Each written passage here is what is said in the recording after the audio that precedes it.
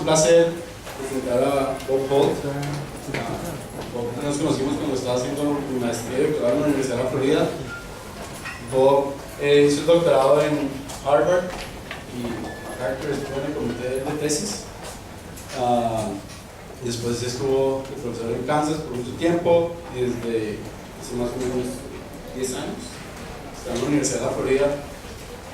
Bob ha trabajado muchísimo en desarrollar la teoría de nicho en cadenas tróficas, tiene más de 200 artículos y ha trabajado en todos los sistemas que ustedes se imaginen, en todos los continentes y con muchas personas. Es un gran teórico y hoy nos va a hablar de un experimento que lleva más de 30 años en Kansas sobre fragmentos de una manera experimental, cortarlo en el bosque y en fragmentos de distintos tamaños, distintas distancias, y entonces nos va a hablar del efecto de eso sobre las comunidades. Gracias, Bob. Va a hablar en inglés. Apologize that my Spanish is not very good. I can order in a restaurant, but I can't do much else. So to project the, is it this or?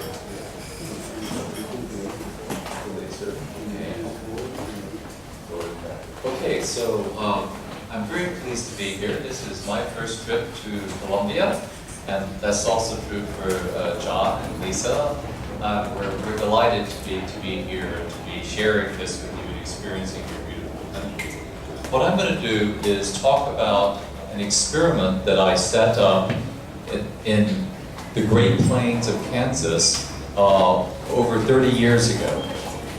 And this shows an aerial shot of the habitat fragments, large and small. They were set up in a large agricultural field that was owned by the University of Kansas. Now, why would I set up an experiment like this? I'm basically a theoretical ecologist who uses mathematical models and computer programs to understand population and community dynamics. Well, I moved from Harvard to Kansas in 1979, and I was the only theoretical ecologist for about 1,000 miles in any direction. And if I was going to have any collaborations or graduate students or fun, I needed to do something that was empirical and local. So I persuaded my colleagues to take part of our field station and use it for an experiment involving habitat fragmentation, but with a little bit of a difference. So I'm going to give you some background that's actually background relevant to the great talk that John just gave. And this is a project that involved many people over many years, and the ones that involved, we've met just a few, 2 weeks ago in Kansas, in fact. I'll be mentioning Kathy Collins in particular as we go on, because the work is still going on. Now, why do we care about habitat fragmentation? It's because it's one of the major drivers of the extinction crisis on the world. And how do we study habitat fragmentation? Well, like anything in science, there are two basic approaches. You can have comparative observations in fragments that have been created by human activity or by natural processes, like John's. You can have theory and models, or you can set up experiments. And there's a huge number of observational studies of fragmentation, but there are relatively few explicit experiments because it's difficult to do. Those, oops. Well, let's see. So let's try this again. Somehow this isn't working so well. So let me try it on here. Yes. So just as you all know, here in the tropics, this is a major problem with tropical deforestation. And the first large-scale experiment of habitat fragmentation actually took place in a forested habitat. And that's what's shown at the top here, where this is forest fragments that have been created outside of Manaus, Brazil by Thomas Lovejoy, now Bill Lawrence and many others, starting in 1979. And the rationale for this experiment goes back to something that John mentioned, which was the theory of island biogeography, where your model in your head for the fragments is that they're like islands in a sea, a very different habitat. And just as in island biogeography, the size of the area and the distance to sources for colonists could influence community dynamics after fragmentation. This goes back to a book that John mentioned as well, The Theory of Island Biogeography, which appeared in 1967. And I had a personal connection with this, which is one reason I was motivated to do this experiment. MacArthur was my undergraduate advisor at Princeton, which is where I met John. He was a young and frisky assistant professor. And I went to Harvard, where I got to know Wilson. So I was thinking about these islands and habitat fragments and so forth. So the original focus of island biogeography, of course, were real islands like the Florida Keys, which were the site of some very famous experiments by Wilson and his student Dan Simberloff.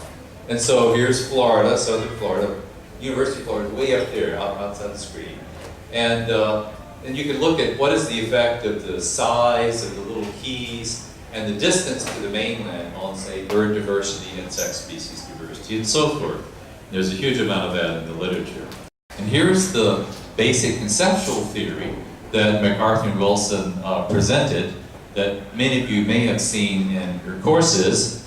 And it goes as follows, where you look at rates of colonization and extinction in local communities as a function of how many species are in the community. And so if all the species that are in the region are on an island or a habitat patch, there are no new species that can show up, right? So the rate of colonization ought to go down the more species are present.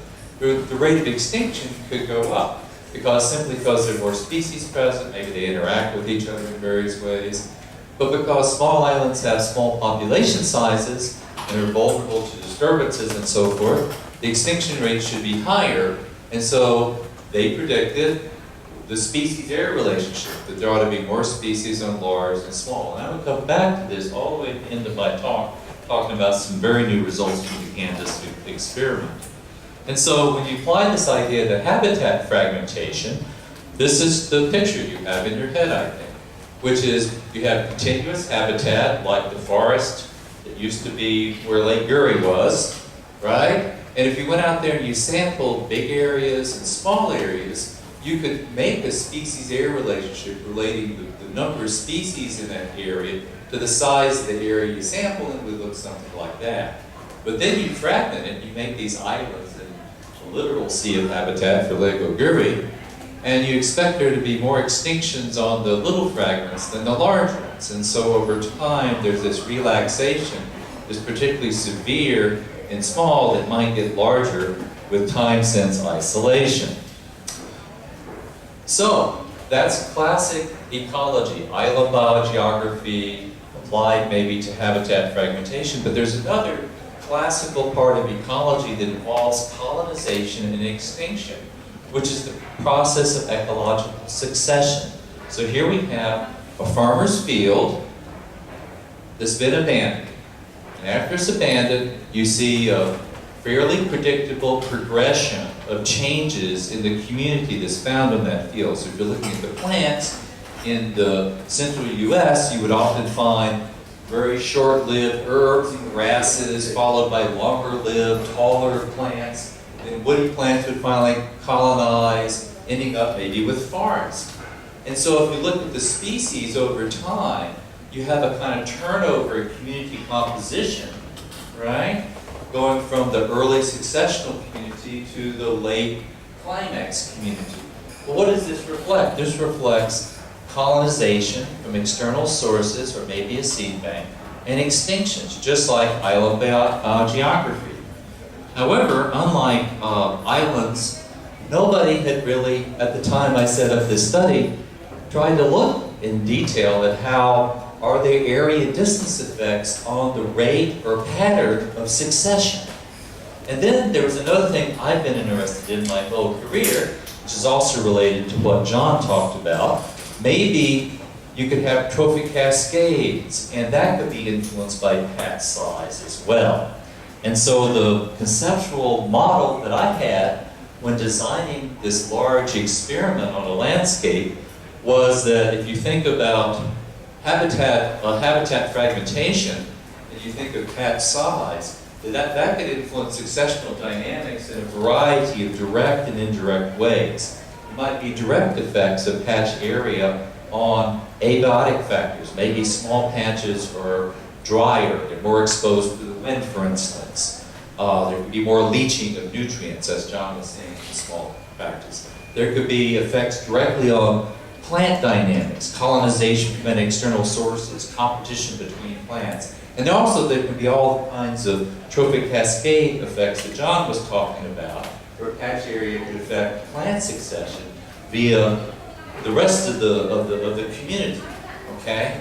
And when you create an experiment like the Manaus experiment of Lovejoy, or the experiment I'm telling you about, now I'm going to go back to the experiment in a second, you're changing a lot of things at once. A lot of things at once. It makes it very interesting, but also very challenging, because many things might be changing simultaneously.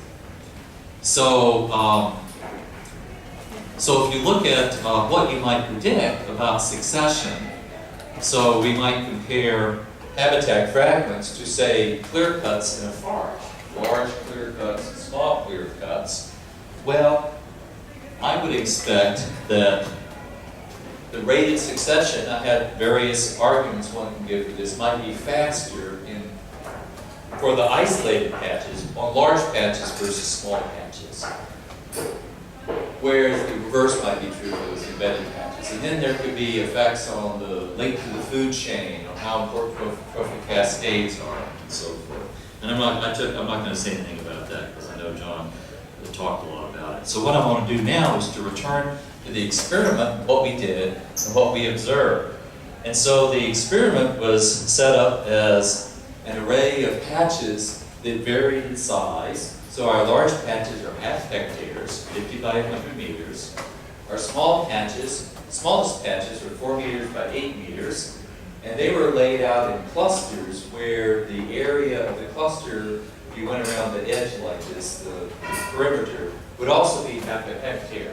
So then you could put sample areas for plants or for rodents or for insects, a grid of sample stations in a cluster of small patches. It would cover the same area as a grid of sample stations within a big patch, okay?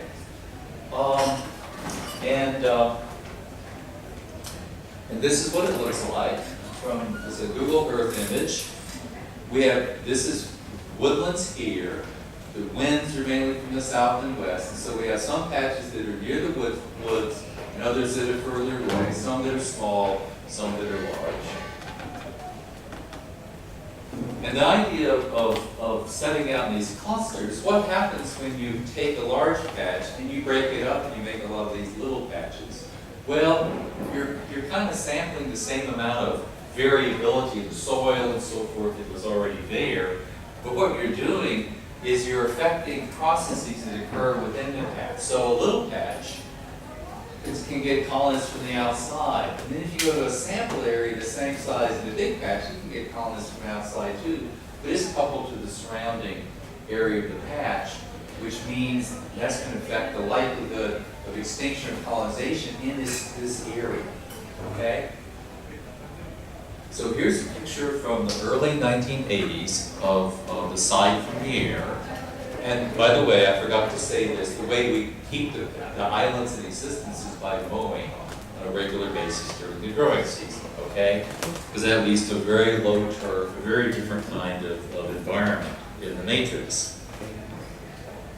In the first 20 years of the studies, which is about when I moved to Florida, we collected a lot of different kinds of data on plants, trees in particular, insects, and small mammals. And I'll share just some of this with you. So we've got several hundred species of plants that colonized.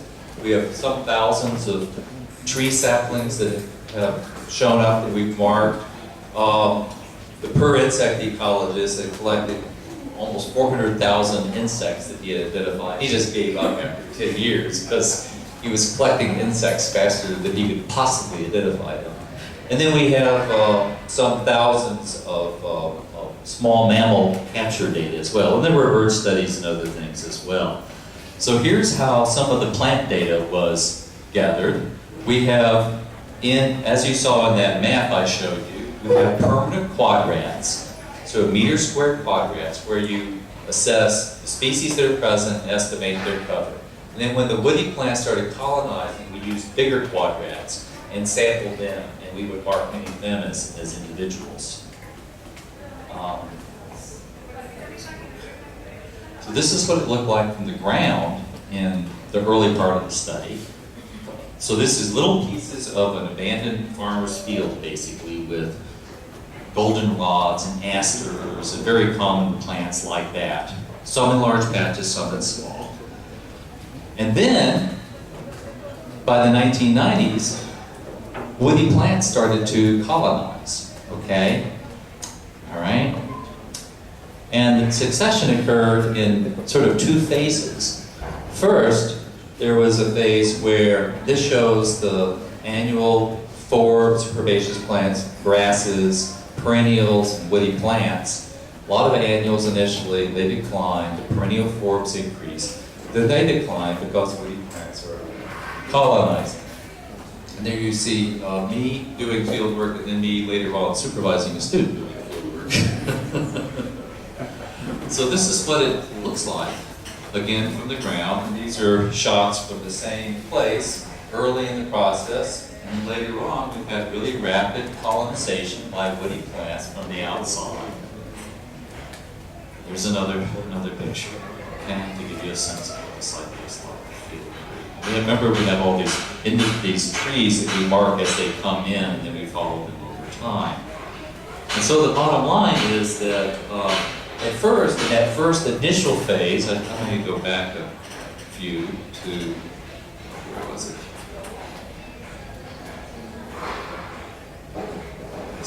Oh yeah, up here.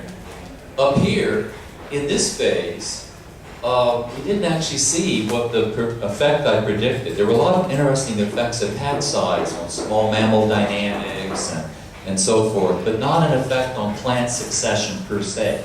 Why?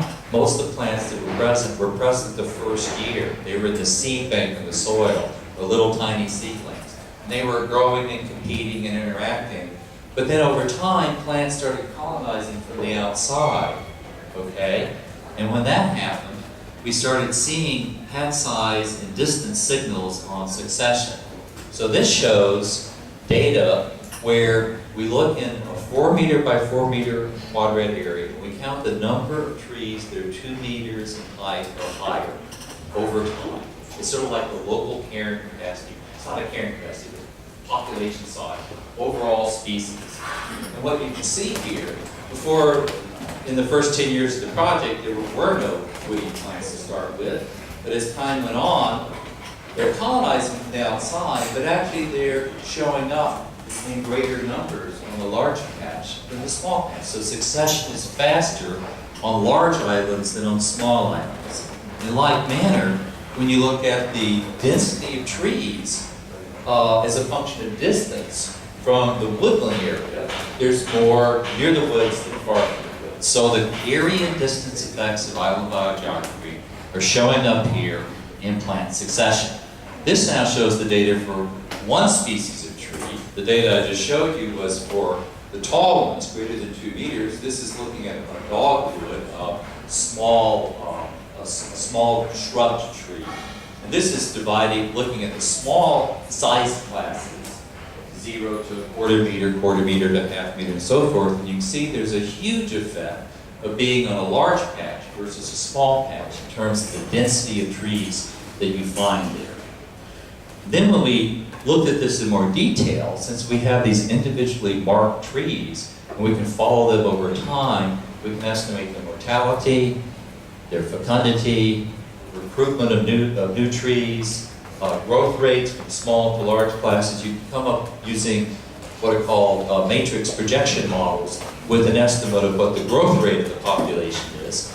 There are 2 reasons why you might be seeing more trees on large patches than small patches. One might be the large patches are a better place to be a tree. They're surviving better there, they're growing faster there, they're recruiting faster there, okay? The second is, it's no different being a large patch to a small patch, but more seeds are coming in from the outside. Maybe it's a bird dispersed species, and the birds are orienting towards the large patches and depositing seeds there. So when we use these modeling techniques to look at growth rates on these patches, controlling for density of trees, we find that you can reject the idea that the good big patches are better places to be if you're a tree.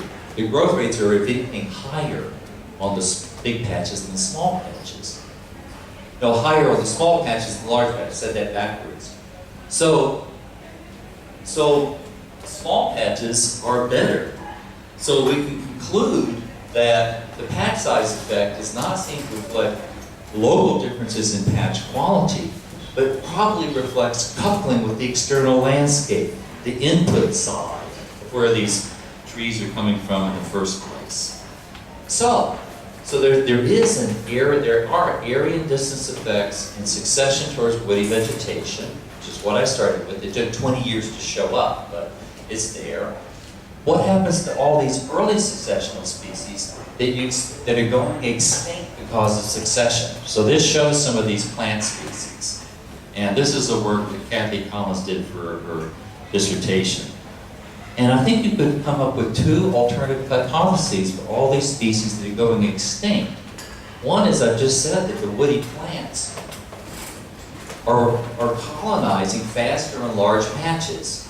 They're the good competitors. So that's where these early successional species should be disappearing.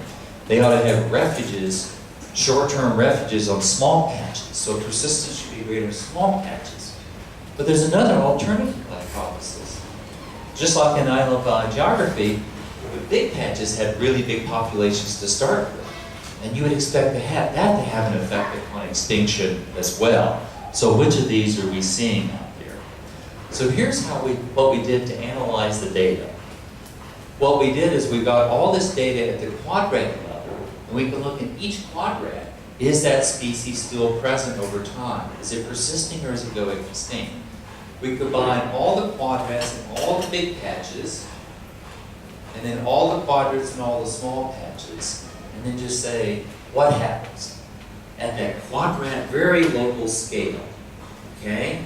And we need to look at occupancy. And this is, so the idea is, here's a picture of aspergillosis in across the site. So these are abundance measures, and it could be 0, or it could be some large number. And then what we do is we take all the quadrats and we rank order them. So quadrant number 1 is where the abundance is highest. Quadrant number 2 is the next abundance. This is used in community ecology a lot to look at patterns of abundance. Abundance is among species. You do the same here. And then you can say, now you go out to here, and then you include all the zeros. So the intercept here is the occupancy. What fraction of quadrats are occupied? And you compare all the large quadrats in large patches to quadrats in small patches. There's no real difference. Okay, you can do some statistics and verify that. And we call these ranked ordered abundance profiles. Just a way of displaying the data. We haven't summarized the data, we're displaying all the data here. And you see interesting patterns. So let's look at this aster. It's a pretty little composite over time. So this is that aster in 1985 on large patches, the rank abundance profile, and on 1985 in small patches. And as I just showed you in the previous graph, there's no difference there. And as time goes on, it's going extinct. So the number of quadrats it occupies is going down. Go back. And also its maximal abundance is going down. That's what we see here. But this is doing it looking at the large patches. This is it in the small patches. It's crashing on those small patches, but it's persisting better even though it's going extinct in the large patches. And this shows the same thing in a map, where this is what it looked like. It was everywhere in 1985. 10 years later, it's going extinct. But where is it persisting? Persisting in the large patches, not the small patches. So we do this now, species by species, for all these species going extinct in this fragmented landscape. And does everything do the same thing? No, it turns out different species have different stories of extinction. So this is another composite, which was no different in 1985. As time goes on and the axes are changing here, it's going extinct everywhere, but it's going extinct a lot faster on small patches than large patches. But here's another composite called ragweed, Ambrosia trifida, and it shows exactly the opposite pattern. It's persisting better on the small patches than on the large. And it turns out that when you look at these patterns of extinction, you can find species that fit each of these patterns, where some species, they shrink in occupancy and abundance. Some are really abundant still in some hot spots, but they're shrinking in how much of the field they occupy. Others are still widespread. They just get rare everywhere. Others actually get more widespread, even though they've shrunk in abundance. So there are all these species-specific stories that are going on. So here's just an example where, in this case, Ambrosia trifida, actually, if you look at it in detail, it actually got more common in a few sites, even though it was shrinking overall across the field. Okay? Now, when we look at the traits of the species, well, the only thing we could find is that the species that persisted better in the large patches have clonal reproduction. They can send out runners. Remember, I had that little abstract diagram saying that one difference between sample area and a big patch and isolate of the same size out there is you can have short distance colonization. Well, that's what you can do if you have clonal reproduction. You can send out runners. Those that persisted better in small patches are all annuals that can come up from the seed bank. Maybe there's more disturbance I want to tell you a little bit about the mammals, and then I'm going to come back to plants in a few minutes. So we did a lot of work over the years with a community of small mammals, which range in body size from Sigmodon pispidus, the cotton rat, which is about this big, a good-sized rodent, to prairie voles, which are a little smaller, to Paramiscus, deer mice, and white-footed mice, which are quite small. Okay, they're all rodents, they're all early successional species, they're all in the same landscape. Here's some people involved. What do they do in their abundances with fragmentation and as succession takes place? Again, there's species-specific stories. This is the big cotton rat. Initially, it was only found in the big patches. You just never found it in the small patches. As time went on, it shifted somewhat. Maybe there's a little better cover in small patches with some woody vegetation. It's now disappeared from the site entirely. So then if we look at the movement of these animals, because remember, you catch them in traps, you don't kill them, you tag them and you release them, and then you recapture them. And then you put down a line on the map every time an animal moves from this trap to this trap, and you just accumulate over time. This is cotton rat movements in half of the fragmented site. They're moving around a lot within patches. You can see a column here connecting this big patch to this big patch. Another column of lines connecting this patch to this patch. They almost don't use the little patches at all. Okay? In fact, there turns out to be a source syncing. Now the prairie vole, which is a smaller animal, was everywhere. It was all over the patches. Okay? And it actually became more abundant in the small patches than the large patches as succession took place. And that's an interesting story, I think, here that I can tell you about if you're interested in it. We look at its movement. It's everywhere. Okay, except you don't catch it in the grass, out in the interstitial area, the matrix. It's in the patches and it occasionally uses the grass. Then there are woodland species that are now colonized because succession is taking place. So the white-footed mouse, the Paramiscus, is a woodland species. It was never caught in the early part of the study.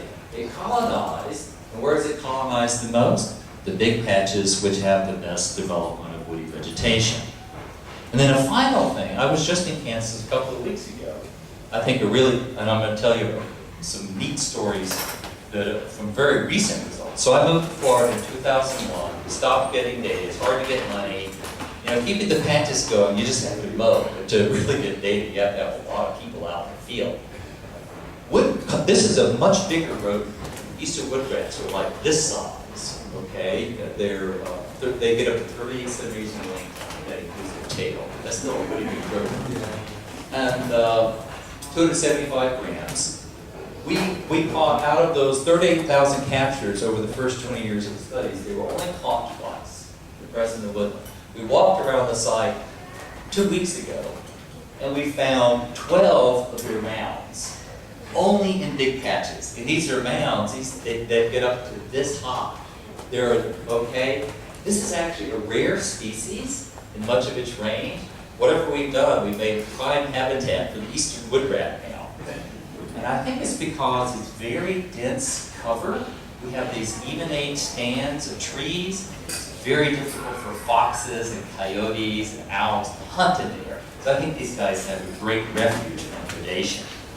So this is more what it looks like now, where you have these little patches of almost woodland, small ones and big ones and so forth.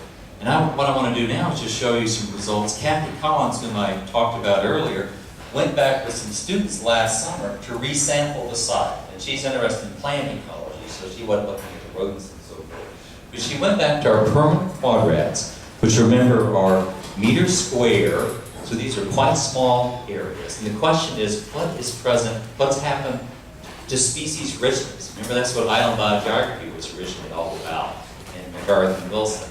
So this is fresh data, only analyzed 2 weeks ago, from 2014, where plant species richness per meter square quadrat is substantially greater on patches that are near the forest and further away, and on those that are large than small.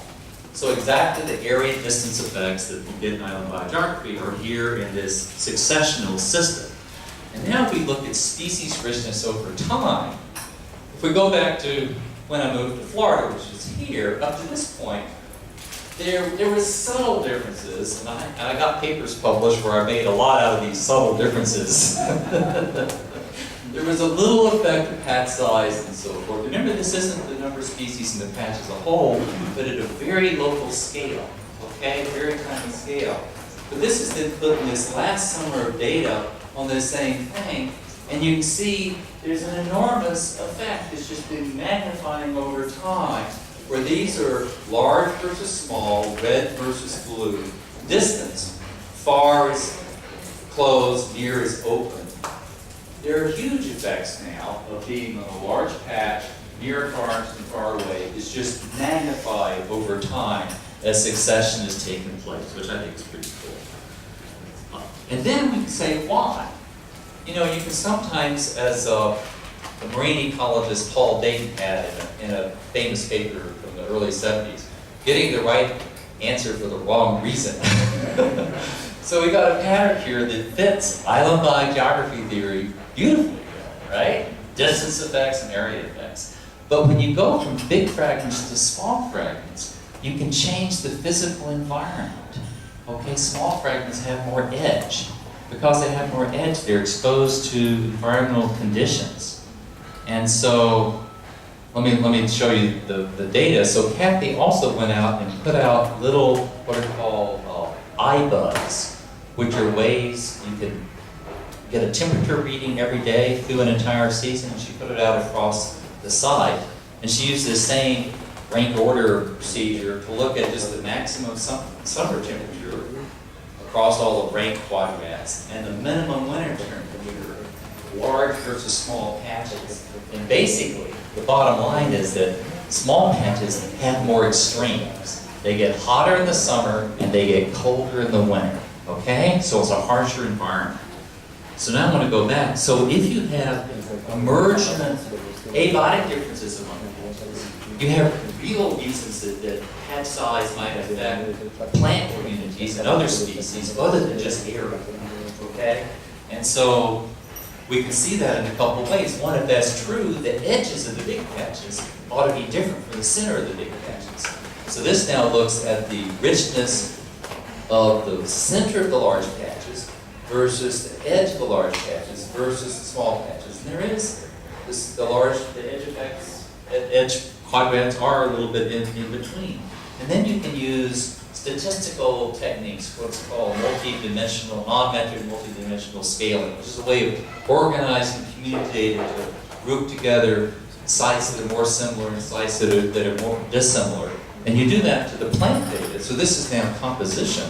And what you see, these are the centers of the large patches, these are the edges of the large patches, and these are the small patches. And what you see is nice clustering here with the edges in between. So this compositional difference suggests that the plant community is really reflecting real physical differences that have emerged as a function of fragment size.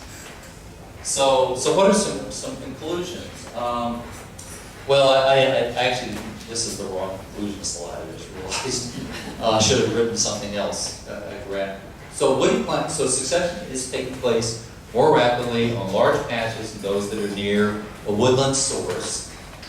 The extinction patterns of early succession species are highly variable. You're getting predicted effects on the local species richness. Point alpha diversity is called, of being in a large patch into a small patch, but maybe for reasons that are different than those that are captured by classical island biogeography. And then I didn't talk about this, but there's evidence in our system of strong effects of patch size on the strength of effects consumers are having on the resources, herbivores on plants, which fits in with what John was saying. And I think that with that, I thank many of my assistants. Here they are taking ticks off of each other. Thank you for your attention. I appreciate it.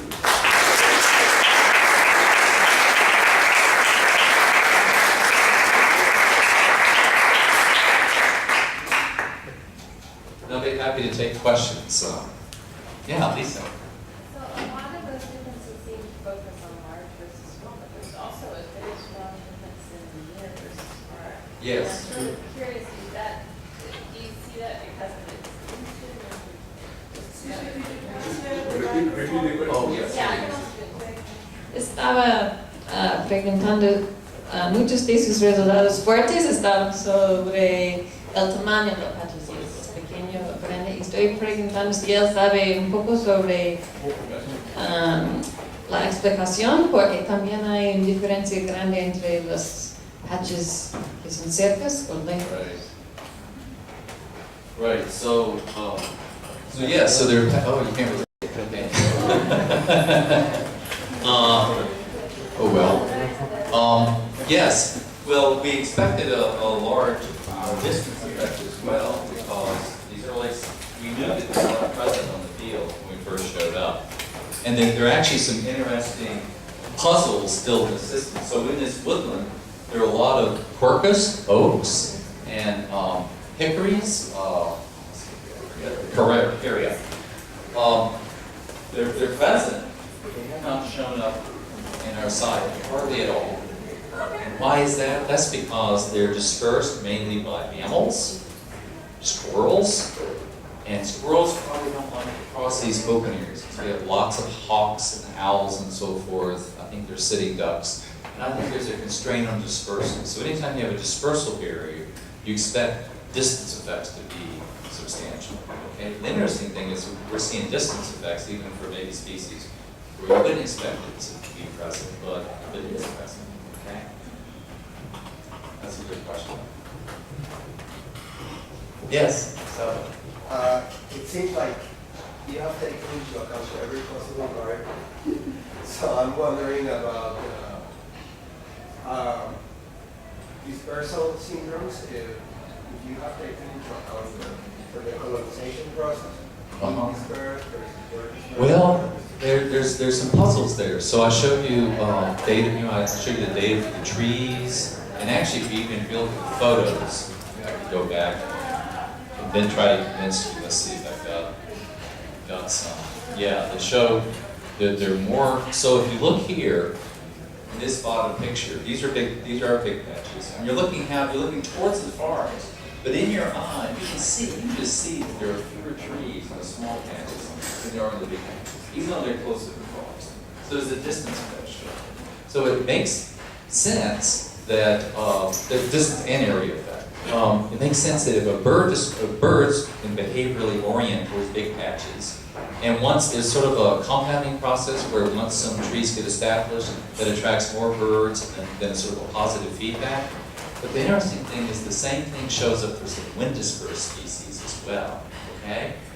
And so then you might ask, well, why would you see, and it's obvious you see a distance effect with wind dispersed species, but why would you see a pad size effect? And I think this has to do, and this is something that would require somebody who's willing to do the physics of it, basically. But if you think about wind, seeds are being carried on the wind, and the reason they drop at a certain point, and what leads them to drop is when you have less force going this way than gravity pulling them this way. So you get near to the edge of a patch, you expect the wind to have a little bit of turbulence, okay? Maybe the turbulence is more effective around large patches than around very small patches. And so you break up kind of the laminar flow of the air that's carrying seeds past, so you can have greater inputs of wind dispersed species. So yeah, you might expect dispersal syndromes to matter, but it wasn't so obvious in this data. There were still patch size effects even on wind dispersed species of plants, which is pretty interesting. Yeah, some questions. So I think this hand was first, and then you. Okay. Thank you. With such an experimental layout, what questions could now perhaps be pursued in making changes to that layout? And the second question is, was everything, did everything went as expected? Was it completely coherent, or were there surprises? So why don't can you please, I think quite the first question was... Is that, now that you have this experimental layout, what novel questions perhaps could you pursue? I mean, by making changes to some patches and perhaps not to others? Well, one question, I just mentioned that we have oaks and hickories that are not colonized. Some species that are present nearby that you expect to be present haven't. So succession is sort of stalled, slowed down. And one idea was the dispersal limitation, but another is that we have a lot of deer. And deer herbivory could be thriving, because it doesn't take very much herbivory on seedlings to totally eliminate a new population. And so if we're going to add something different to this experiment, we've talked actually, it takes a lot of money to put up exclosures to keep out deer from some areas, not other areas, okay? Because they could be having a really important effect that we haven't yet documented. Now, one thing Kathy did that was really pretty cool last summer as well, that I didn't show you. So she took seeds of these plants and put them out in seed banks across patches of varying size, and then brought the seeds into the laboratory and saw how many germinated. And then looked at the fungi that are found on the seeds. And the interesting thing is the germination success was lower for seeds that had been in small patches than in large patches, okay? And they have heavier fungal loads for whatever reason, which is interesting. So then we don't know why yet, but it suggests that there's another kind of top-down effect that may be involving soil pathogens, basically, that could be driving some of these plant community patterns.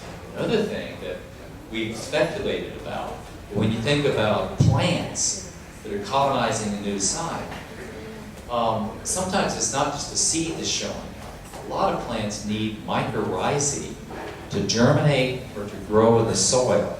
And mycorrhizae have to disperse themselves. And a lot of mycorrhizae are dispersed by other organisms, rodents, for instance. And so if they're not being brought in, maybe there's some mycorrhizal symbionts that are missing in the soil. So those are some of the kinds of open questions that we've got. I mean, one thing we're actually going to go back this summer to resample the woody plants, because the question is, remember, I showed these patterns of looks like almost two different logistic growth curves here. But maybe is that difference still there, or have they finally converged? It's just sort of slower in the small patches, or maybe they're going up. And because these other successional plants aren't coming in, there are a lot of dead plants out there. Actually, maybe they're starting to senesce, and it's like overshoot. Okay. So there are a lot of other questions, and Gustavo, thank you for saying we measured everything. We haven't measured everything. We get into it and we realize that you measure a tiny fraction of what you wish you could measure. Right? And you had a second question, which is very interesting. Remind me of that. I was wondering whether everything went as expected, whether everything was coherent or Oh, totally not. surprises. Totally not. No, I mean, I didn't show you the slides, but actually I got several. I expected an impact on successional dynamics pretty quickly. It wasn't there.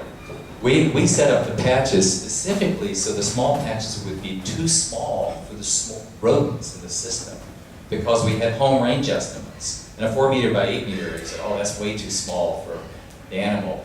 Some species, deer mice, were more common in the small patches than the big patches. They had no problem with being in a little tiny area. So like some of the herbivores of John's late Lagoguri experiment. So there were a lot of surprises early on. I mean, one message is the longer studies like this go on, the more surprises you just see, just like what I said about the pathogens, that there are more fungal pathogens in the small patches than the large patches. Now, why is that? Is that spillover from the surrounding grassland, which is a more productive habitat, maybe it supports a different fungal community? Does it reflect these abiotic differences that we were talking about? Who knows? But it's a puzzle. It was a real surprise. And you had a question, yes, ma'am? Actually, my question is related to the latest moments.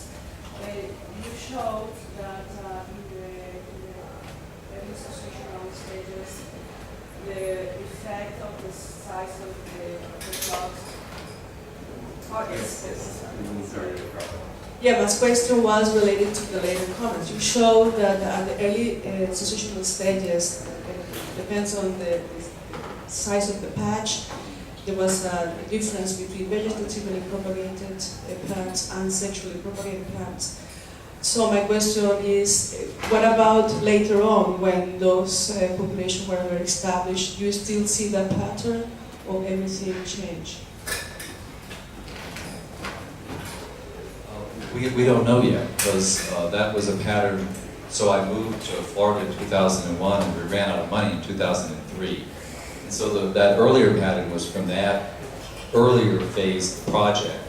But now we have some new data, and hopefully we can address that question with the data from last summer. It'd be very interesting to see, like, what's happened now. I showed all these species that seem to be going extinct in 1995.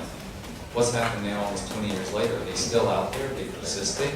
Our sense is that actually over the landscape as a whole, we have very few actual extinctions at the species level. You have lots of extinctions at the local level. But there's some places where they can persist. Another interesting, this was a bit of a puzzle.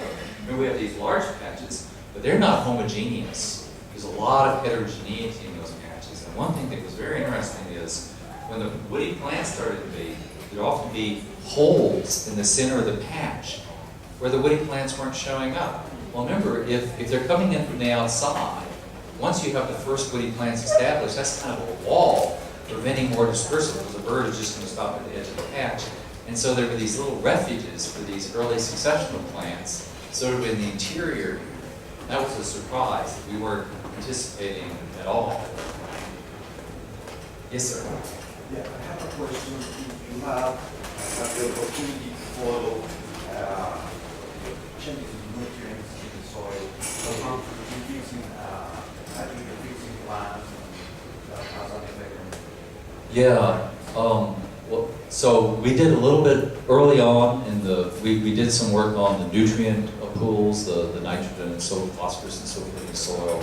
And there wasn't really much difference there were certainly no initial differences, and over time there weren't real differences either. It's a good question about legumes. I'll have to look and see if we can pick up anything about the legumes per se. And you got to remember, this is an agricultural field, and so they've been fertilized for a long time. So it started with a lot of nutrients in the soil to start with. So maybe there's just plenty of nutrients around. But there is Sharon Billings, a professor at Kansas, is a really fine forest soil ecologist. And she's done a nice study not looking at the nitrogen so much and phosphorus so much, but at the kinds of carbon and how degradable the carbon is and the detritus. And there were substantial differences among pad sites there. So sort of the carbon cycling side of it, there was an ecosystem signal in a large patch versus a small patch. And again, that might reflect, I may have, if you'll indulge me, I think I may have in all the slides I moved to after my conclusion. Let's see if I've got, yeah, here's something we did, we've never published this. We hired an airplane to go over the site with a remote sensing instrument that measures in the infrared. And it's called, let me see if I've got, yeah, it's called NDVI, the Normalized Difference Vegetation Index. And we flew it at a height where it could make these remotely sense measured at a meter square scale, the same scale as our quadrants, okay? And then we averaged, and this is 10 years ago, we averaged went out like every 2 weeks over the growing season and looked at the NDVI at a very fine scale. And you can see that there's a higher NDVI on the large patches than on the medium patches and on the small patches. So there's a signal, and this is often used as a measure of productivity. It reflects leaf area index and so forth. And then what I did was I took that data. This looks like a photo, doesn't it? It's not a photo. You know what it is? I took the data and I put it in what's called principal component analysis and extracted factor scores, and I plotted them as grayscales, but put them on a map. And you get what looks like a photographic negative merging. So this is a data slide, it's not a picture, right? Which I think is pretty cool. And you can see that the little patches tend to be darker than the big patches. That reflects this lower productivity, okay? Now remember, we know that there are more woody plants in the big patches, so maybe this is reflecting that, or maybe it's reflecting something in addition to that, like it's drier, so it's less productive.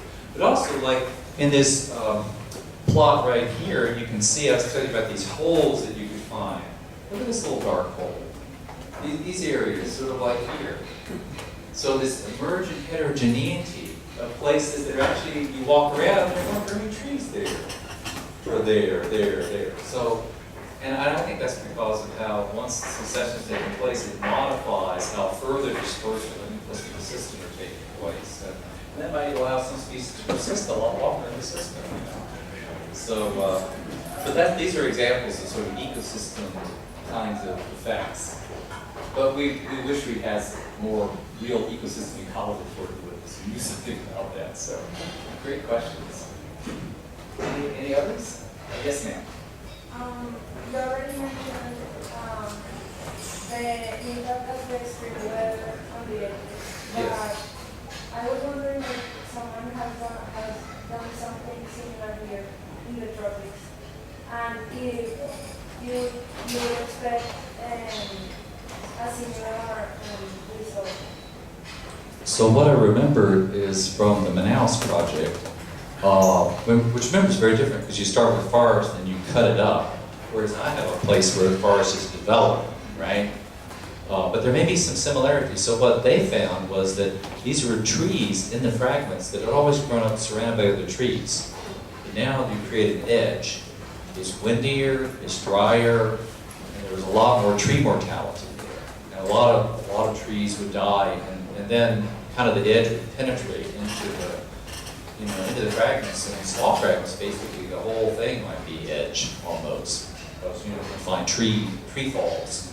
Much further in, a lot of vines growing and things like that. So there are some similarities here. I'm going to point out there's a paper that's now in press in an adjunct of the science journal called Science Advances, where we got together with people from the Manaus project and the other fragmentation experiments to try to synthesize these studies, and it's in press right now. There's about 20 studies like this around the world. And there's a very interesting one in Australia, in eucalypt forest. And this is an area where they've made pine plantation. Okay, but they persuaded them to leave some fragments of the original eucalypt. This is Chris Margolis, the Wog Wog experiment, great name. I need a good experiment name. My experiment now, I think a Native American name. Gotta come up with something. And they've been studying that for a long time, but the pines have been growing ever since the mid-'80s when that project got started, and they're about to be harvested. And so there's to be this massive disturbance of the surrounding landscape that'll suddenly expose the fragments, particularly the edges of the fragments, to the harsh Australian summers and so forth. So it'll be really interesting to see, but it's not quite tropical, or tropical in Kansas. So, any more questions? Well, if not, well, thank you very much for your attention. Appreciate it.